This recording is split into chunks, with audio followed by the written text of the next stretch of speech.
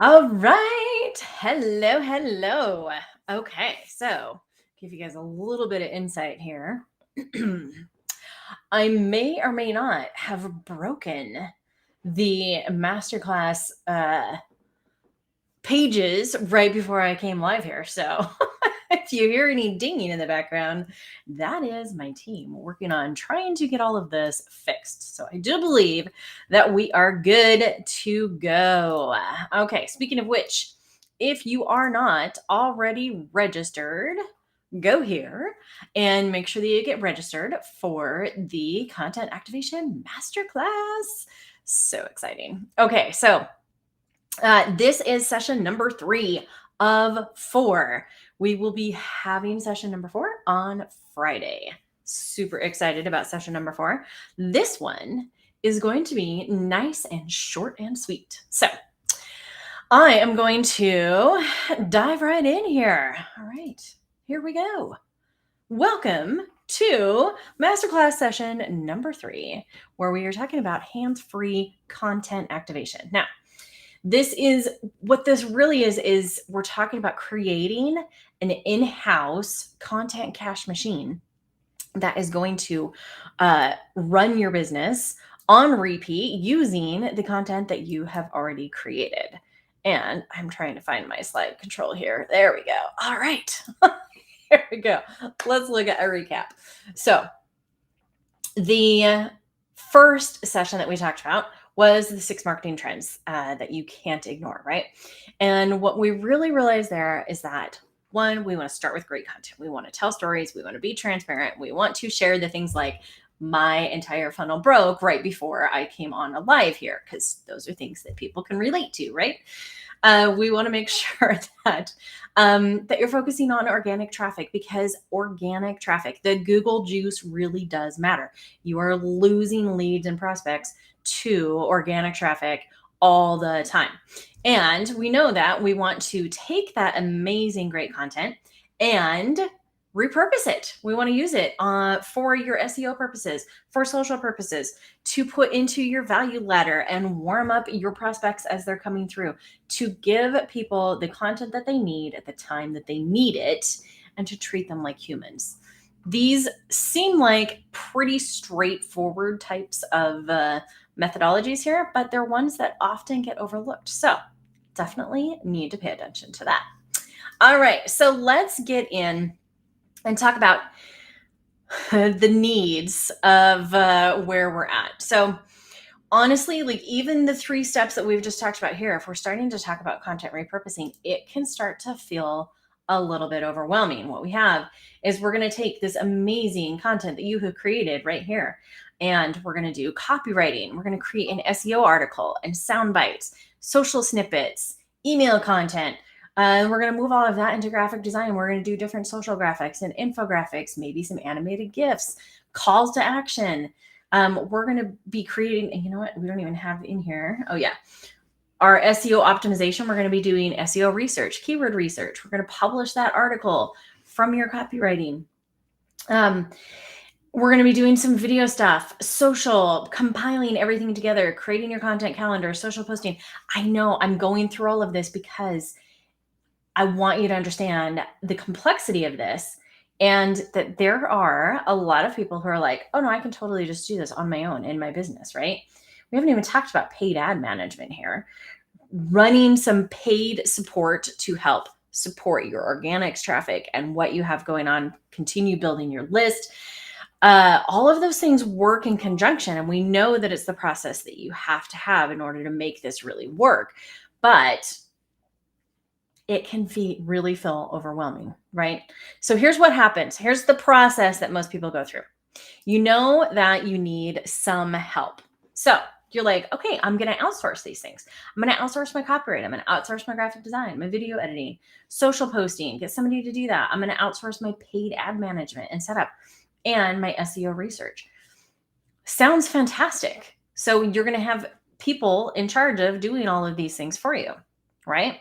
So here's the bad sign, is that you're hiring all of these out.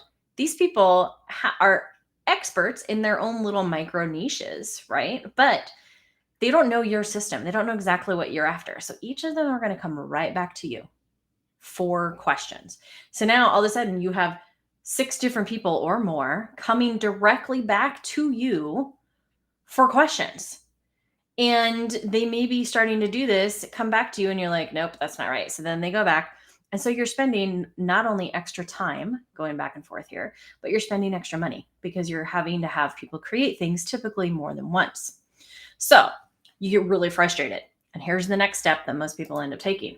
You hire a VA because you're like, hey, if I just want like me to talk to a VA, and then they're going to take care of everything else, right?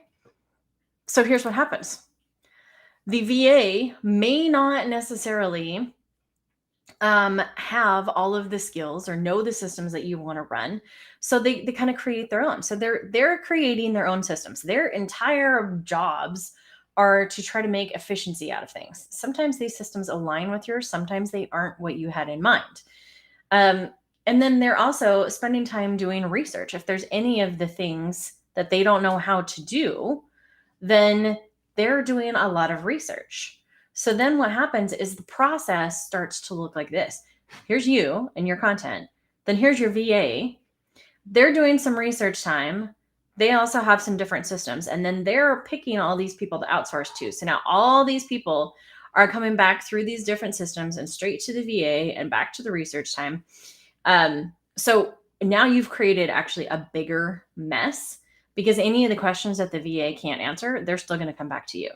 So you're actually paying for more time and an input into all of this because you don't have a consistent system, and you don't have you're still having to train the VA in what you want. They're having to do their own research. So this ends up, while it seems like the answer, this ends up creating an even bigger mess. So here's the next step. We're like, okay, we need to eliminate a lot of this mess and this back and forth that's happening in here. And so instead, we're like, all right, we're going to go hire agency experts. They already have the systems. They know what they're doing.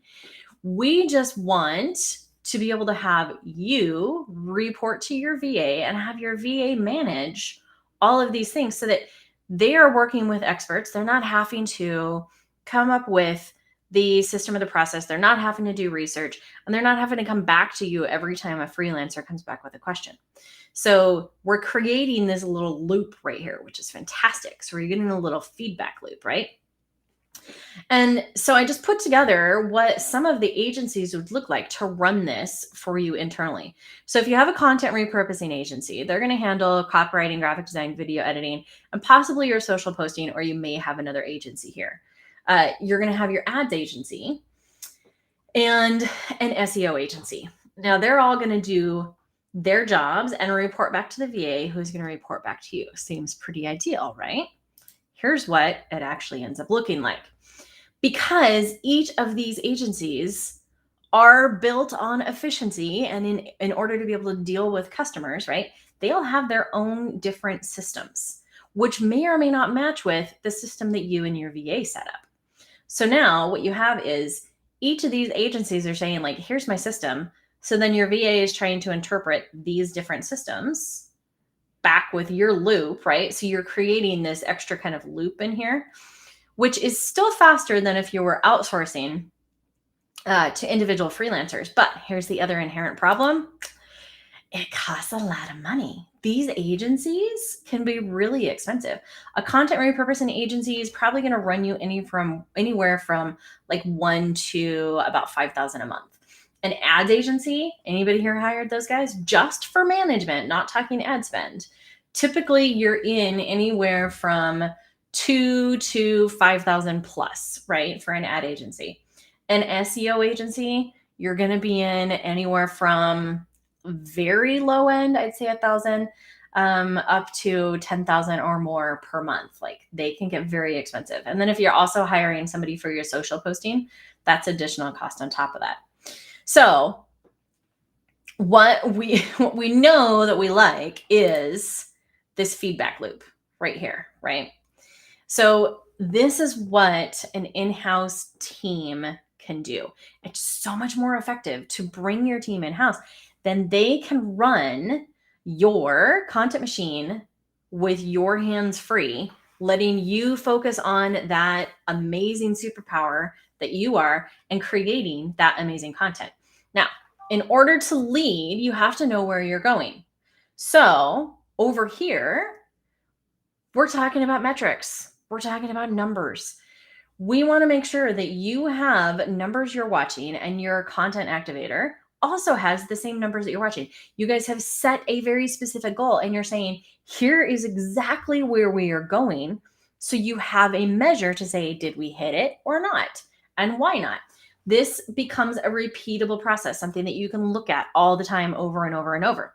Then you also need to have repeatable steps that your in-house content activator is going to repeat, because with in-house steps, or with repeatable steps, what happens is it's the same process over and over, which means the copywriting, the graphic designing, the video editing, these can all still be outsourced, but they can also be managed by this person because we have a repeatable process right here. We have SOPs. Standard operating procedures. We have checklists. It's the exact same thing that happens over and over and over. So these people outsourced, it doesn't matter who the outsource is, right? They're going to continue to do the exact same thing and come back to your content activator, who now can answer all the questions because they know it's the same repeatable process. Now, on this side, we want to get rid of the really expensive agencies and we want to make sure that we're hitting your metrics. So what we look at are your content activator can actually do all of these things, because what we're talking about is we're not saying you're going to set up your own SEO agency. We're not saying you're going to set up your own Facebook ad agency, right? What you're going to do is follow a very specific repeating pattern that is the same for all of your social posting. That's the same for all of your paid ads. And that's the same for the SEO research and publishing. And at the bottom of all of this, we have very specific statistic reporting and Google Analytics data. We know the numbers that we're going to pull, feed back into here with our metrics reporting.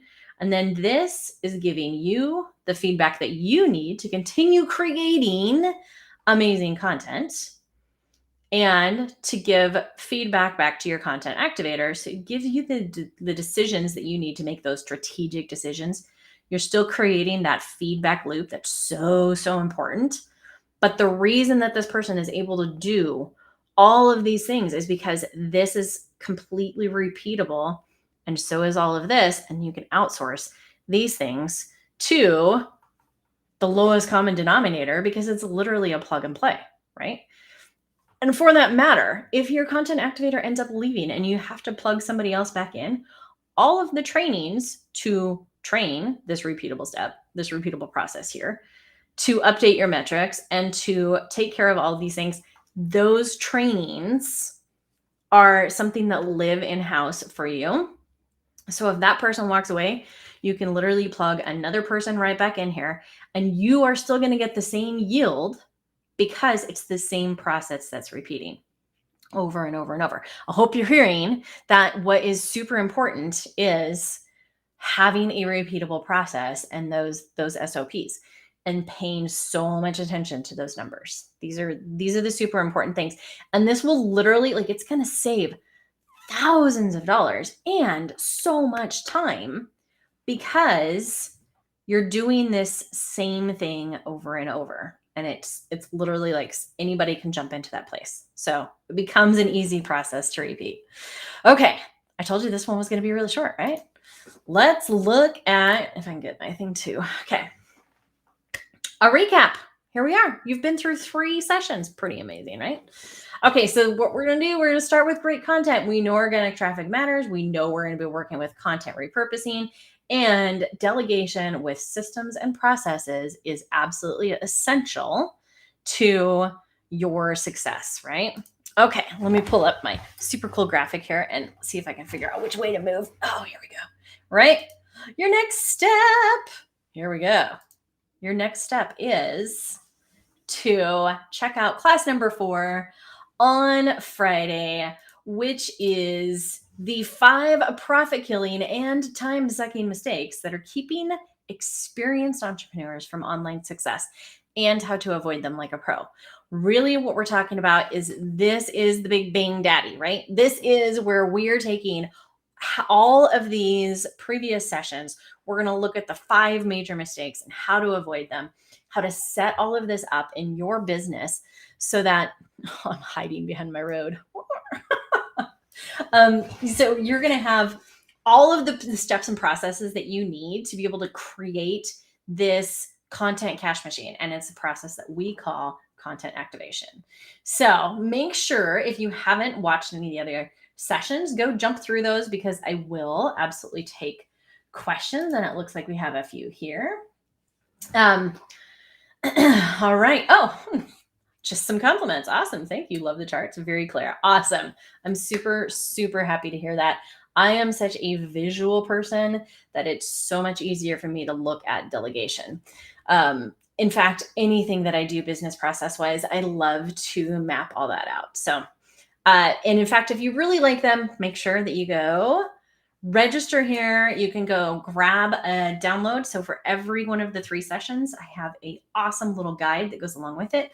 So you don't have to go back and keep watching the video over and over. It's you can 2x me if you want to watch a pre-recorded session or anything. And make sure that you book some time out for Friday. Friday's session will be a little bit longer because we are going through all 5 questions and all 5 major mistakes, right? So it's a huge, amazing, I've literally never seen anything like it. And I am super excited for Friday. So book it on your calendar and I will absolutely plan on seeing you guys on Friday and go grab all the stuff and binge it beforehand. Come with any questions.